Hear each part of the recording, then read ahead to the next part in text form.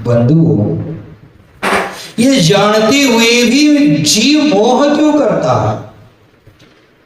अनादिकाल से इस जीव ने मोह किया है, आज भी मोह कर रहा है, मोक्ष प्राप्ति हेतु उसका प्रयास ही नहीं हो रहा। बंधुओं, मोह और अविद्या के आवेश में आकर इस संसारी प्राणी ने कर्म नौकर्म रूप में लोक की संपूर्ण वस्तु, संपूर्ण पुद्गल वर्गणाओं को बार बार भोगा है, बार बार छोड़ा है। कुछ भी नया नहीं है इसके लिए, फिर भी अविद्या के कारण नए को पुराना और पुराने को नया मानकर उसको ग्रहण करता आ रहा है, और जो ग्रहण किया है उसको छोड़ता भी आ रहा है। मोह के प्रभाव से इस जीव ने वस्तु स्वरूप की विपरीत मान्यता कर ली है, और मोह के प्रभाव से विपरीत मान्यताएं उत्पन्न होती है, जिसके कारण सारभूत वस्तु को असार समझकर और असार को सारभूत समझकर इन्हीं असार पुद्गलों को बार बार ग्रहण करता रहता है। और ऐसा होने का एक ही कारण है, भेद विज्ञान का अभाव। चेतनमय आत्मा और पुद्गलमय शरीर, इसमें भेद न करने से, उनको भेद रूप न जानने से यह अनादिकाल से संसार में भ्रमण कर रहा है। बंधुओं, संसारी प्राणी और संसारी प्राणी की स्थिति उस कुत्ते की तरह हो गई है जो कि अपने ही मुख में हड्डी रखता है और उसको चबाता रहता है, बार बार चबाता है, और चबाते चबाते उसके ही मसूड़े से खून निकल आता है, मसूड़ी में दर्द होने लगता है, बाद फिर भी चबाने की क्रिया बंद नहीं करता, चरवण करता ही रहता है, चबाता रहता ही है, और चबाते चबाते एक बार हड्डी मुख से नीचे गिर जाती है, फिर भी उसको उसका स्वाद आता ही रहता है। उस समय वह चरवण करते करते अपने ही मसूड़े से जो निकल रहा खून है उसका ही स्वाद लेता है, और उसको लगता है कि हड्डी से ही खून निकल रहा। बंधुओं, इसी प्रकार संसारी प्राणी भी पंचेंद्रियों के विषय भोग सामग्री में सुख का अनुभव करता है, जबकि वह सुख नहीं है, सुखाभास है। यदि बाह्य भोग सामग्री में सुख होता तो सबको सुख होना चाहिए था, लेकिन ऐसा देखा नहीं जाता। किसी व्यक्ति को मीठा पदार्थों का सेवन करने में सुख का अनुभव होता है, और वही डायबिटिक्स पेशेंट को अगर मीठा खाने को दिया तो उसको दुख महसूस होता है। जैसे कोई 80 साल का बूढ़ा बाबा है, उनकी इंद्रियां शिथिल हो चुकी है, दांत निकल चुके हैं, स्वाद लेने की क्षमता उसके पास बची नहीं है, और ऊपर से उसको ज्वर हो गया है, और ज्वर होने वाले बूढ़े बाबा को लड्डू, हलवाई, गुलाब जामुन, रसगुल्ला आदि पदार्थों का स्वाद भी कड़वा आने लगता है। माने मीठा पदार्थ भी उसको कड़वा महसूस होता है। यदि मधुर रसों में सुख होता तो उस वृद्धों को भी सुख का अनुभव आना था जिसको ज्वर हुआ था, लेकिन ऐसा देखा नहीं जाता। जबकि लड्डू हलवा का सेवन करते हुए भी उस वृद्ध व्यक्ति की मुखाकृति बिगड़ जाती है, मुंह टेढ़ा कर लेता है, नाक सिकुड़ लेता है, क्योंकि मीठी वस्तु भी उसको कड़वी लग रही है, उसका स्वाद कड़वा आ रहा है। बंधुओं, हम विचार करते हैं, क्या उस वृद्ध व्यक्ति का असाता कर्मोदय आया है? ऐसे हमें लगता है, हम कह सकते हैं कि कर्म भी परिवर्तित होकर उदय आ गया है। साता का असाता रूप में परिवर्तित होकर उदय आया है। नौ कर्म में परिवर्तन आ गया हो। कर्म का फल नौ कर्म के माध्यम से अनुभूत होता है, और यदि नौ कर्म परिवर्तित हो गया तो कर्मोदय भी परिवर्तित होकर फल का अनुभव करेगा ही। इस प्रकार कर्म चेतना बदलती रहती है। ज्ञानी जीव इस बदलती कर्म चेतना के बीच अपने भेद विज्ञान को मजबूत बनाए रखता है। समय सार पढ़ने का फल यही है। जीवन में कैसी भी परिस्थिति उत्पन्न हो जाए, उसमें अपने भेद विज्ञान को मजबूत बनाए रखना, अपनी रत्नत्रय स्वरूप आत्मा का अनुभव करना है।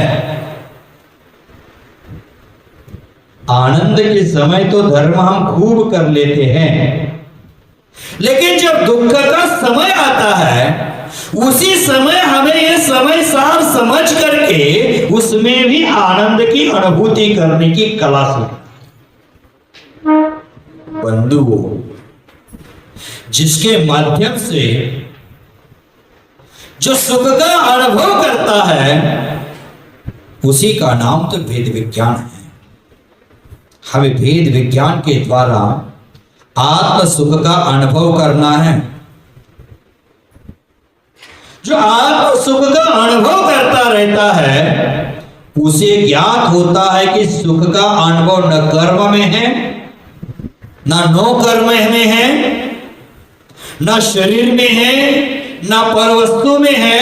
सुख का अनुभव तो अपनी चैतन्य शक्ति के द्वारा होता है। सुख का अनुभव तो अपने आप में होता है, और इस भेद विज्ञान के बल से वो इधर उधर की बातें छोड़ करके, पर वस्तुओं का मोह छोड़ करके हमेशा अपने ज्ञान स्वभाव का चिंतन करता रहता है। और जिसके पास भेद विज्ञान का अभाव है, वो धर्म छोड़ करके हमेशा अन्य पर वस्तुओं का चिंतन करता है। मन हमारा मंदिर में धर्म ध्यान में नहीं लगता है। देह हमारा देवालय में होता है, जिनालय में होता है, और हमारा मन बाजार में पर वस्तुओं में घूमता रहता है। इसका क्या लाभ?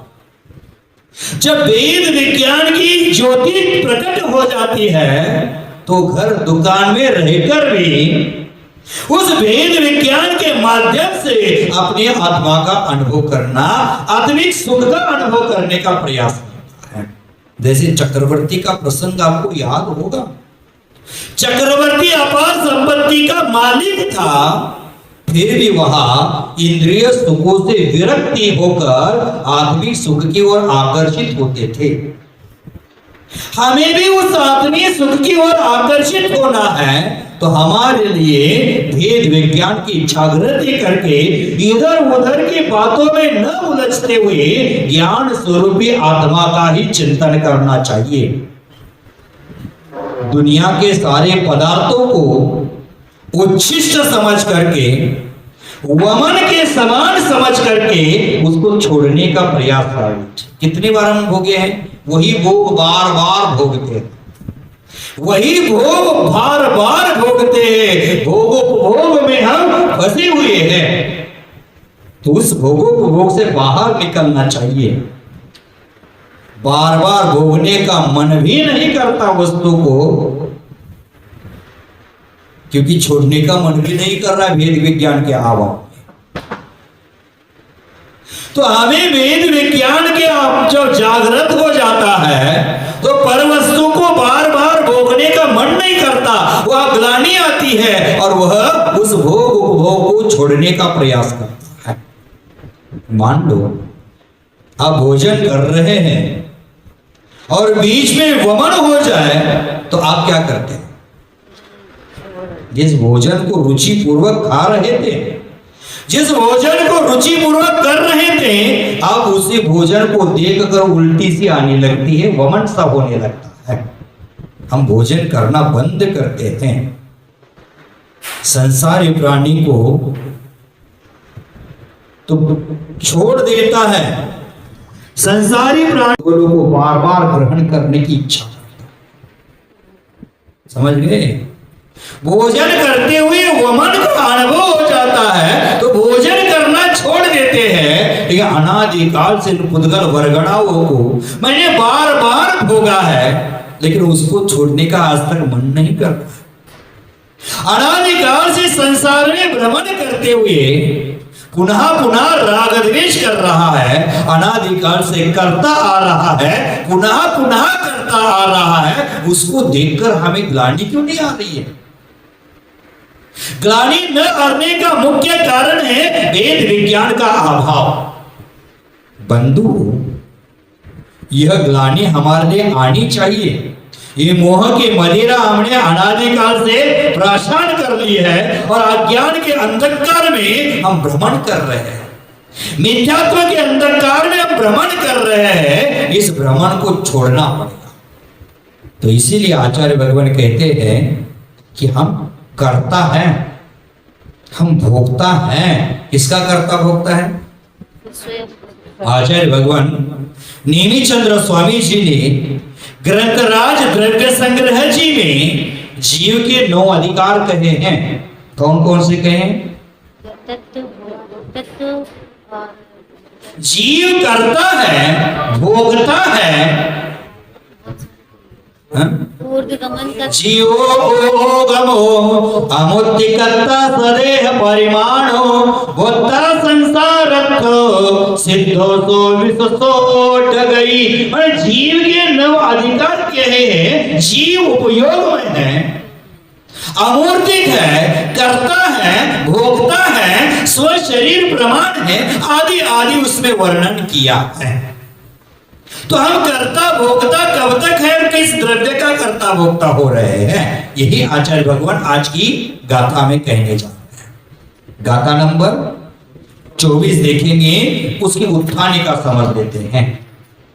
अतः अशुद्ध निश्चय नयन आत्मा रागादि भाव कर्मणाम करता।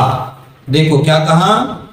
अशुद्ध निश्चय नहीं से, अशुद्ध निश्चय नहीं भी क्या होता है? व्यवहार नहीं जैसा ही है, वह भी छोड़ने योग्य ही है। अशुद्ध निश्चय नहीं से यह आत्मा रागादि भाव कर्मों का करता है और अनुपचरित असद्भूत व्यवहार नहीं न द्रव्य कर्मणाम इति आवेदयति। क्या कहते हैं?